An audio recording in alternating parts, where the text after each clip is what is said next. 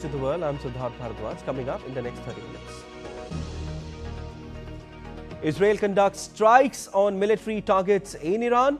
IDF says strikes response to Tehran's continuous attacks.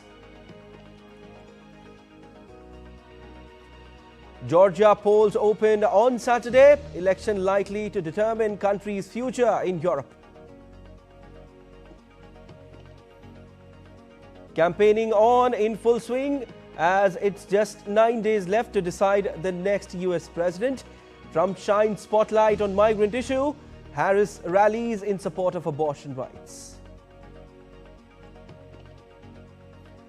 In sports, New Zealand tightens grip in Pune test. Santner wreaks havoc again, puts India on back foot in their chase of 359 runs.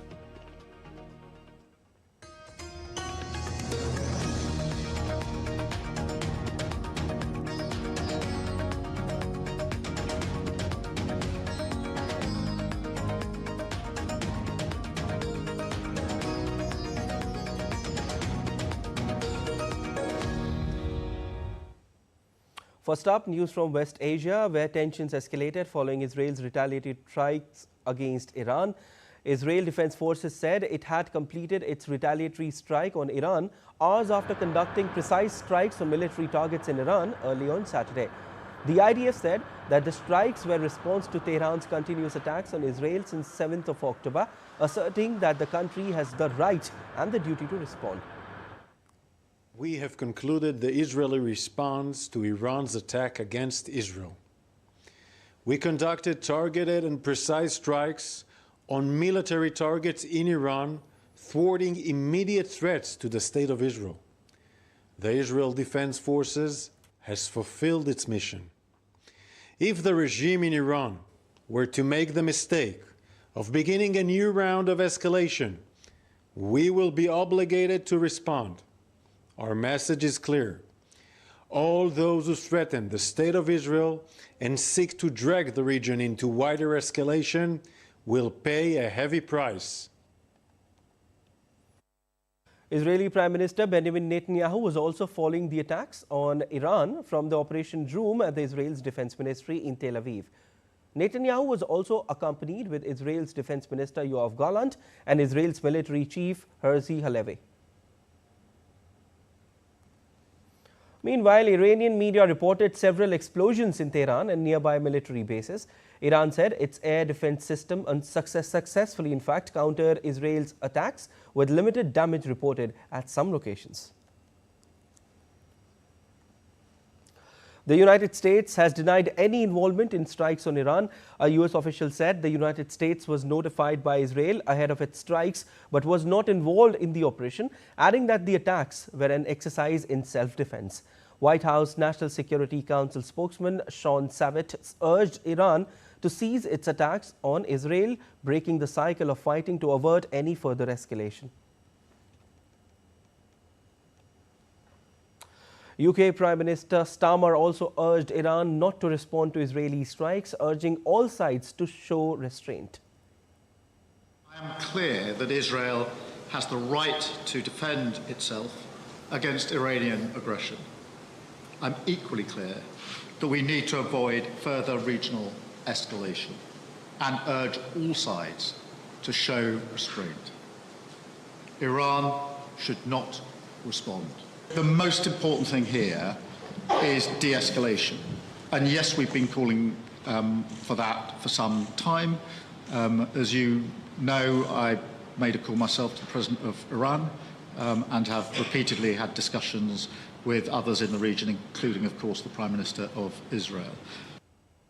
Air traffic at Iraq's airports have been resumed after it was suspended as Israel struck Iran's military targets on Saturday. The services were halted by Iraq due to regional tensions and to preserve the safety of all civil aviation in Iraqi airspace. On to other conflict. A Russian drone strike struck a multi-story residential building in the Solomyansky district of Ukrainian capital Kiev on Friday. The official said that the fire triggered top floors, specifically 17th to the 21st stories were damaged, killing a person and injuring 5 people. A footage from Kyiv's city military administration showed firefighters tracking the fire in a building. The head of the capital's military administration said more than 100 residents were evacuated from the building.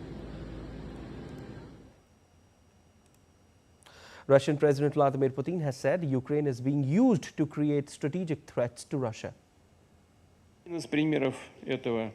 Ukraine is one of these examples. It was used and it has been used for creation of strategic threats for Russia, ignoring at the same time our vital interest, fair concerns and infringement of rights of Russian-speaking people.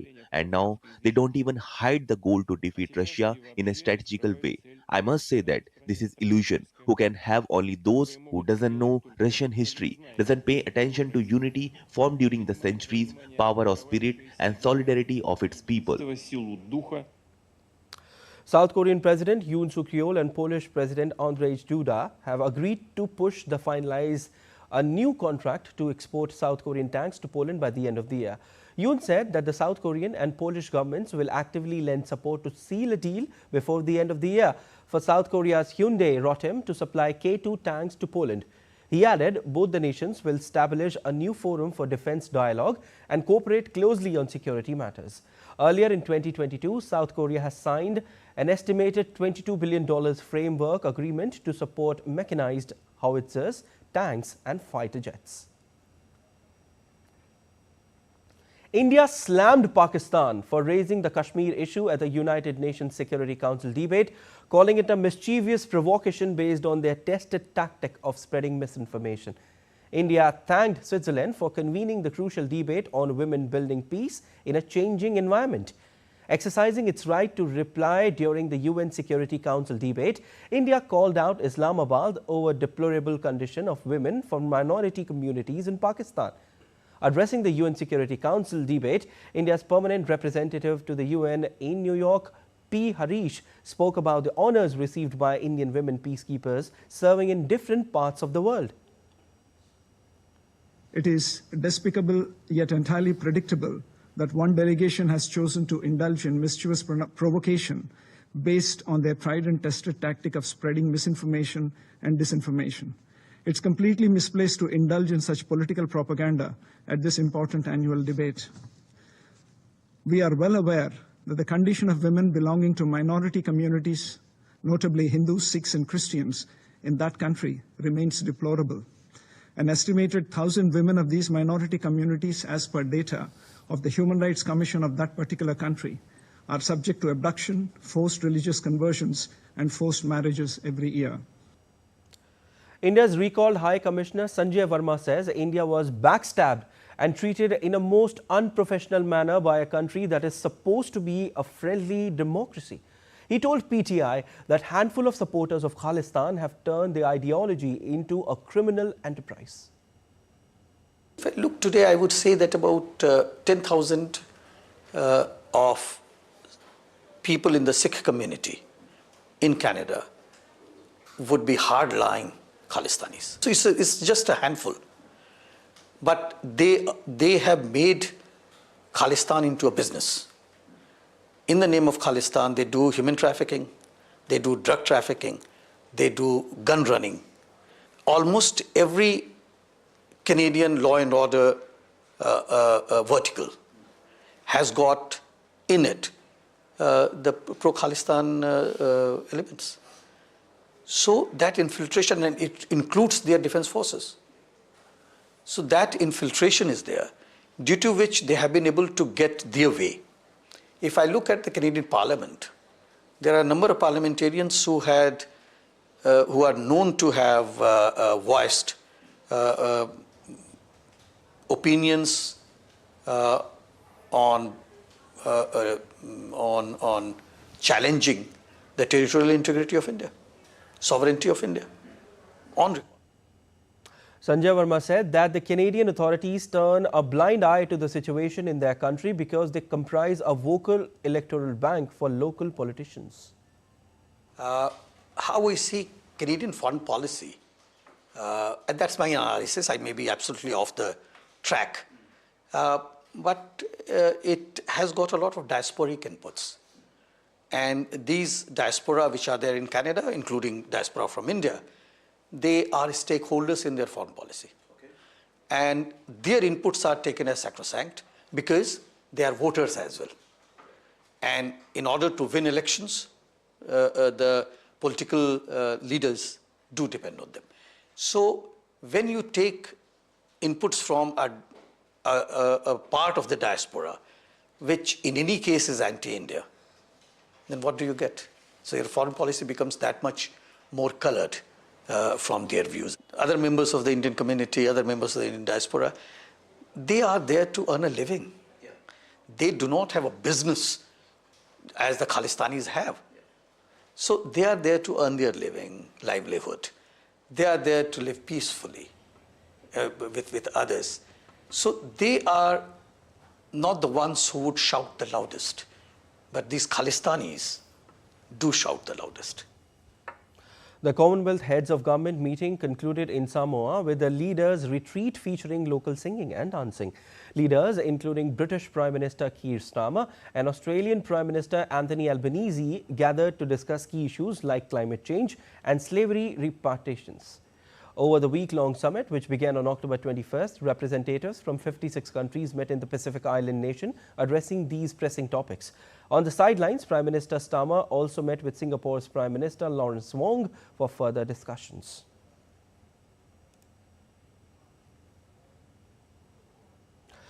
India's Minister of Parliamentary Affairs, Kiren Rijiju, represented the country at the 2024 Commonwealth Heads of Government meeting in Samoa. In a post on X, the minister shared a glimpse of leaders' retreat on third day of the meeting, which is an exclusive session for the heads of governments and heads of the delegations.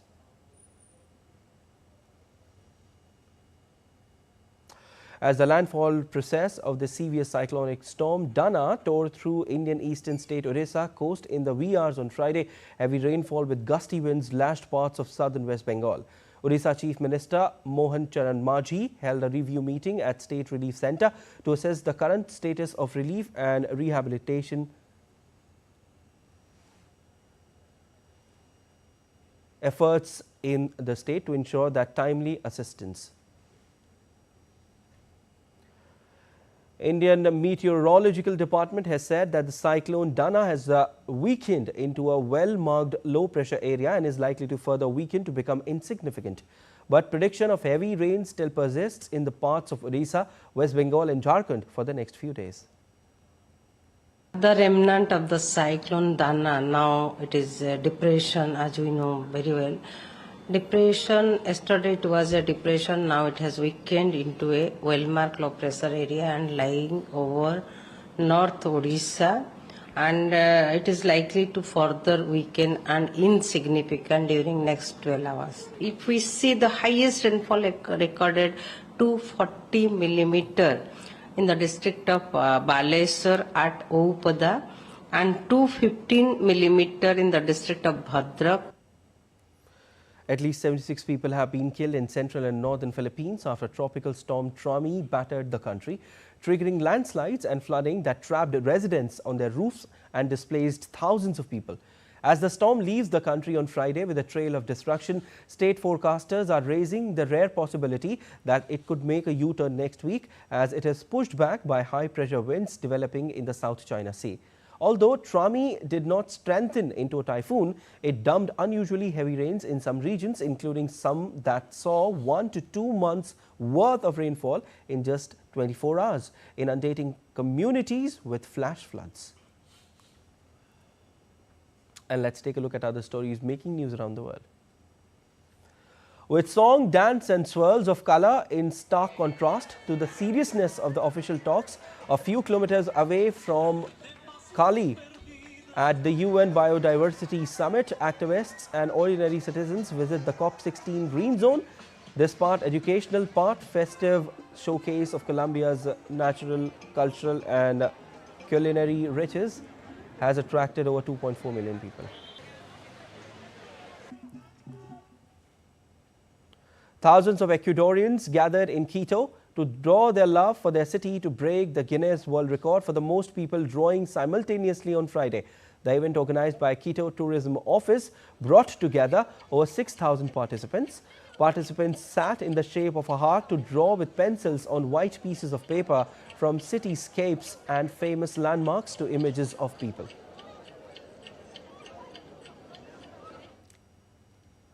Dozens of people sing the lyrics of famous late Cuban singer Jose Manuel Carvajal, known by his stage name El Tiger, as his remains arrive in Havana 2 weeks after he was shot dead in Miami. As the sun set over Havana, the sounds of his songs filled the air, a testament to the enduring influence of talent taken too soon.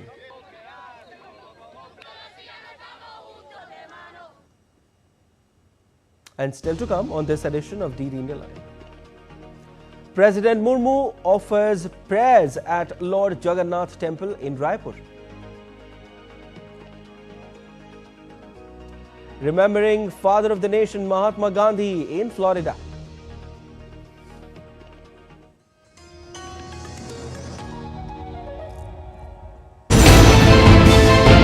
Geopolitics and trade deals. Economic challenges amid development. Hard work and the path to prosperity. It's the economy always. Between walkers, money is what money does and says.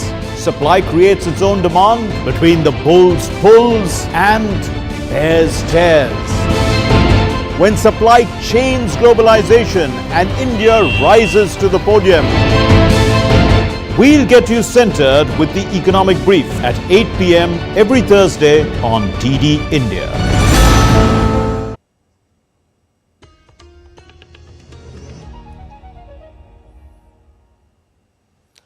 You're watching DD India Live. I'm Siddharth Bharadwaj.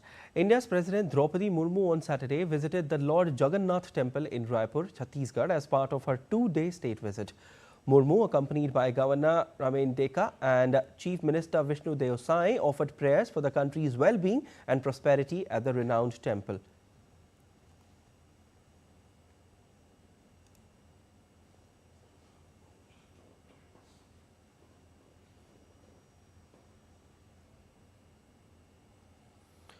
Following her temple visit, Murmu attended convocation ceremonies at IIT Bhilai and Pandit Deen Dayal Memorial Health Science and Ayush University. She also released the 9th installment amount to 70 lakh women under the Matari Vandan Yojana, in fact Matari Vandan Yojana of the Chhattisgarh government. In Japan, new Prime Minister Shigeru Ishiba and main opposition leader Yoshihiko Noda campaign ahead of snap election that will take place on Sunday. Candidates made last-ditch appeals to voters on Saturday, with opinion polls suggesting the ruling coalition might fall short of a majority. A poll on Friday by the Japan media suggested that the Liberal Democratic Party and its coalition partner Komito might struggle to get the 233 lower house seats needed for a majority.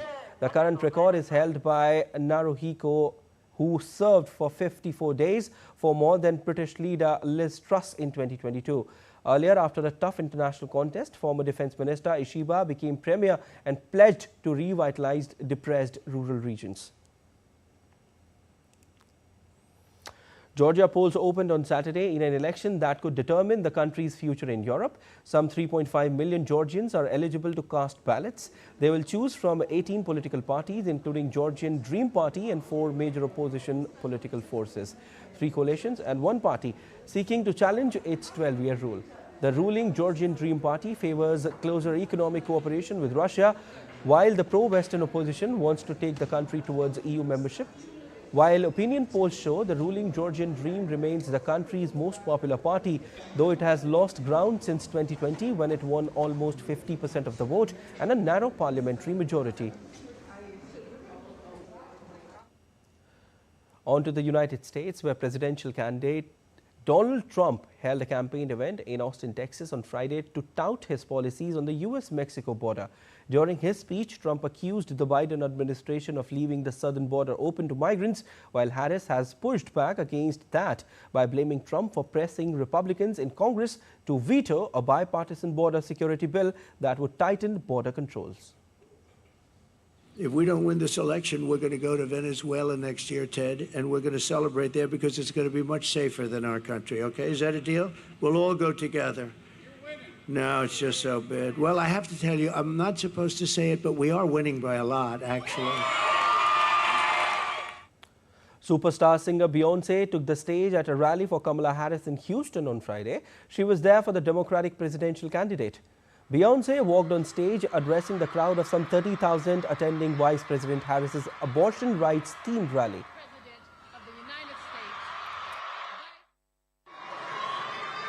I'm not here as a celebrity. I'm not here as a politician. I'm here as a mother. A mother who cares deeply about the world my children and all of our children live in.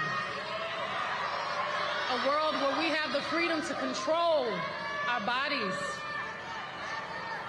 A world where we're not divided. Kamala Harris took a detour from barnstorming the battleground states that will decide November's election with Friday stops in Texas. Texas hasn't backed a Democratic president since 1976, and Republican Donald Trump is almost certain to win the state's 40 electoral college votes. Harris spoke about the danger former President Trump and Republicans could present to abortion rights across the country if he's elected. Texas, what is happening across this state and our country is a healthcare crisis. And Donald Trump is the architect of it. He brags about overturning Roe v. Wade. In his own words, quote, "I did it and I'm proud to have done it." That's what he says. Amidst the bustle of U.S. presidential elections and increasing interest in the Indian American community, Team DD India pays a visit to the statue of Mahatma Gandhi in town Davie in Florida. Inaugurated over a decade ago, it continues to be an important source of identity and inspiration for the local community. Shubhendu Ghosh reports.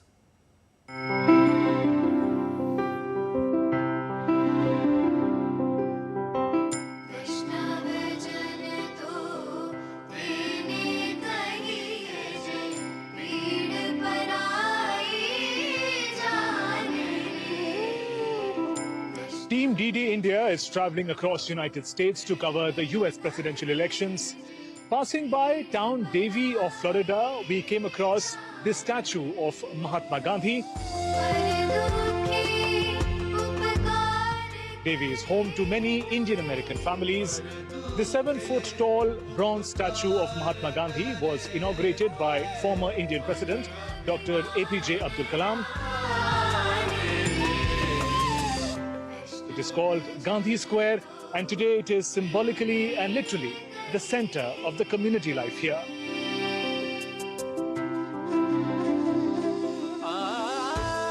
We have the proud moment to have this statue here.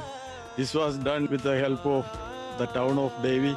For the Indians, every year during the Independence Day, Republic Day, Gandhi birthday on October 2nd, we assemble here. And if any leader come from India, we assemble it.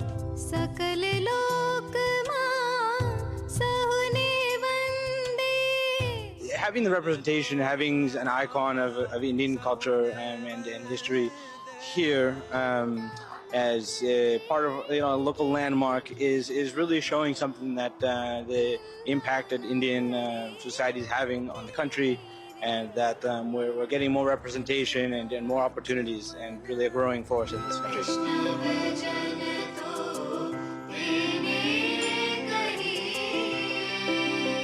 It holds a great value for us, especially for the Indian community. You know, it is all non-violence. The whole world is in a mess right now.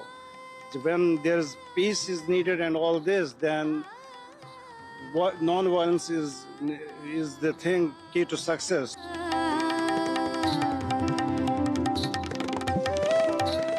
The statue was installed here after persistent efforts of the Indian American community. The locals believe Mahatma Gandhi will remind them and their future generations about who they are and the values they represent. With camera person Jay Shankar, Shubhendu Ghosh for DD India in town Davie. In sports, New Zealand have tightened their hold in the second test in Pune, putting India on the cusp of series defeat at home after 12 long years. India, who started their chase of 359 runs on a positive note, fell prey to Santner, who wreaked havoc again, dismissing 5 Indian batters. Jaiswal did held fort from the end, but left-hander batter didn't got any support from any other Indian batter. Jaiswal fell on 77 runs. While Shubman Gill scored only 23, Kohli notched up only 17. Rohit scored 8, while Rishabh Pant was run out on 0. In the morning session, Washington Sundar and Ravindra Jadeja helped hosts bundle out New Zealand for 255. Sundar scabbed 4 wickets, while Ravindra Jadeja took 3 wickets. R. Ashwin finished with 2 wickets. And Belgium's Planckendal Zoo transformed into fantastical realm with the launch of its winter light show, Dragons of the North. This enchanting event features a dazzling display of colorful lights, immersing visitors in a mythical world filled with dragons and elves.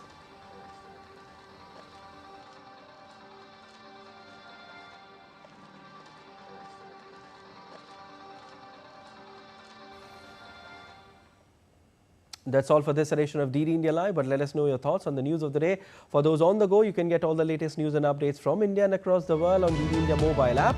The app is available on both Android and iOS platforms, and you can scan the QR code on the screen to download now. We will be back with more news as it breaks here on DD India. I'm Prasar Bharati from all of us here in Delhi. Thanks for watching DD India Live.